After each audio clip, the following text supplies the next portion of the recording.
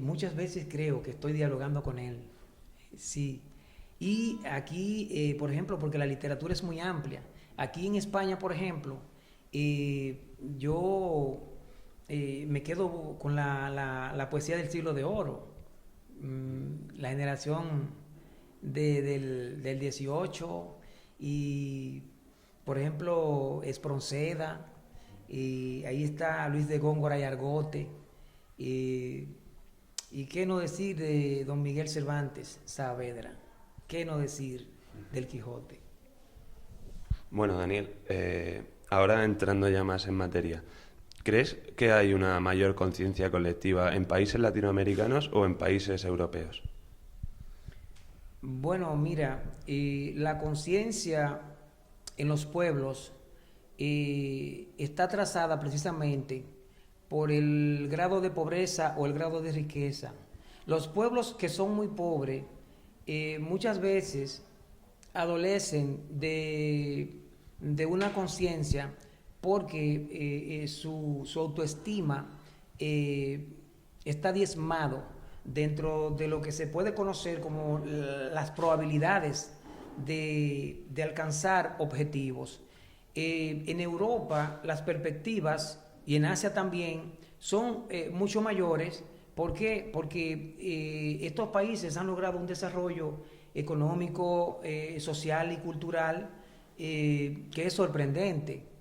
Eh, por ejemplo, cuando en Latinoamérica hablamos de los años 60 y las diatribas políticas, las, eh, las diatribas políticas de ideologías, como era, por ejemplo, el comunismo y la democracia, aquello era una guerra tremenda y ello conllevó a que Latinoamérica perdiera muchos de sus hijos inmersos en esa lucha tan desigual, porque cuando tú estás en el poder ejerciendo con botas militares o ejerciendo en una forma autocrática o una dictadura, pues realmente las condiciones para los pueblos son muy difíciles. Y por ende, las personas que tienden a pensar en la libertad y en la democracia tienen que salir de esos países. Entonces, con respecto a lo que es,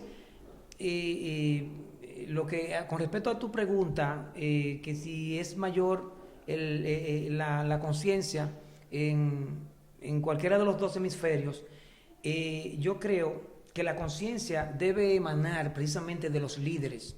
Si los líderes no tienen conciencia, los pueblos tampoco tienen conciencia. ¿Por qué? Porque entonces todo se viene abajo. Y tú que estás pensando en que el líder que tú has aupado en un determinado momento, o colectivamente el pueblo, cuando un líder te defrauda, entonces tú comienzas a pensar, entonces voy a buscar otro y voy a buscar otro. Pero en esa búsqueda, los pueblos pasan años y vienen años y pasan años y el desarrollo no llega lamentablemente, es lo contrario. Parece que estamos caminando sobre una pendiente. Y si observamos el movimiento europeo, parece que esos líderes europeos sí han logrado dar, con las políticas que se han aplicado, en el blanco de los problemas que envuelven a Europa. Entonces, Daniel, ¿cuál crees que es el problema de la escasa evolución que han sufrido los países latinoamericanos en las últimas décadas? Bueno, creo que a raíz de la caída de todos los dictadores en Latinoamérica, se instauraron regímenes que se pensaban que eran democráticos, porque si bien definimos el término democracia, es una especie de gobierno donde el pueblo tiene participación directa, una participación activa, no una participación pasiva, y el pueblo tiene la fuerza en una democracia, no la tienen ni los dirigentes ni la tienen los militares. Por ejemplo, tenemos el caso de Suiza. En Suiza no existe un presidente. El pueblo suizo vota cada 4 años y en esos 4 años se elige un parlamento.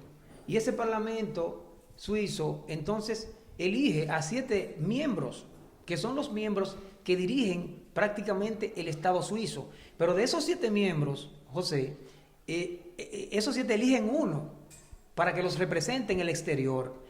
Y ese representante suizo viene siendo como la especie del presidente, del ejecutivo, pero no tiene ningún tipo de influencia ni directa sobre la nación, ni sobre los 7 que lo eligen. Es una representación más o menos para saber que esa persona tiene la responsabilidad de representar al país suizo.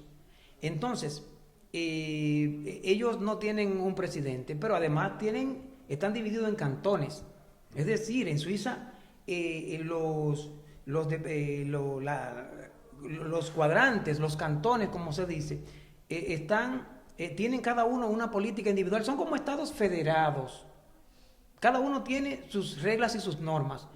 Y se aplica lo que sería un gran ejemplo para las democracias latinoamericanas. Se aplica allí lo que se conoce como la democracia directa. Es decir, que la gente, a través de plebiscito, si entiende que hay que cambiar algún tipo de ley que esté perjudicando a la sociedad, solamente tienen que reunir 50.000 firmas. Claro, cualquier ciudadano. Y si entienden que por ejemplo,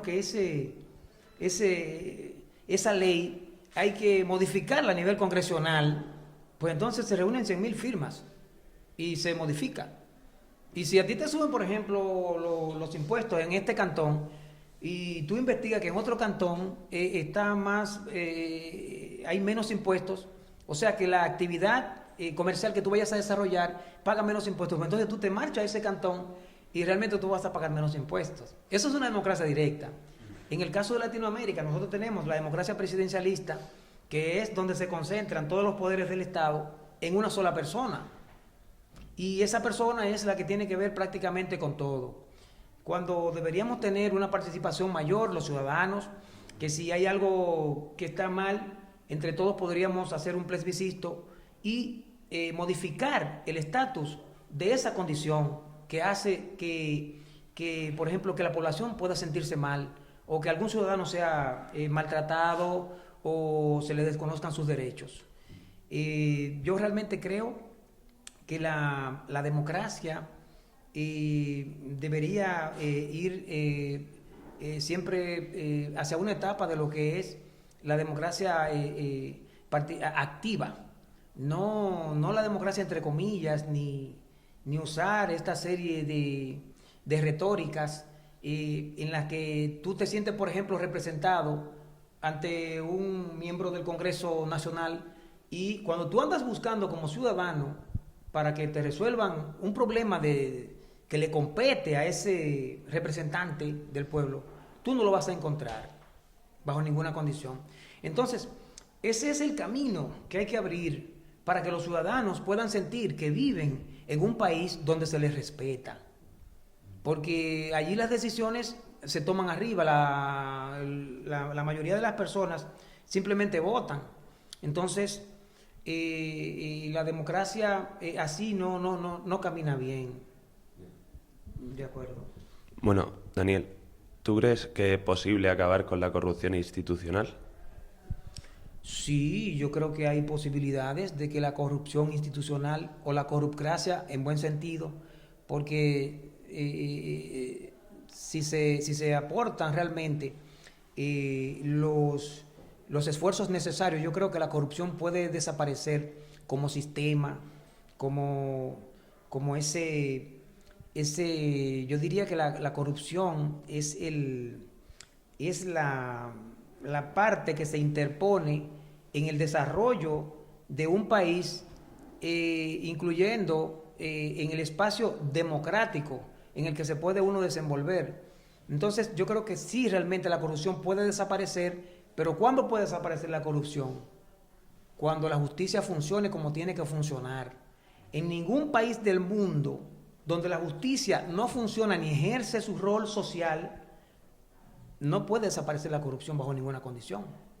Porque la corrupción, además de que es un Armstrong que tiene mucho poder y mucha fuerza, incluso para doblar los birretes y para doblar los mazos, tiene también fuerza para evitar incluso usando herramientas que más bien se pueden observar como herramientas autoritarias del autoritarismo.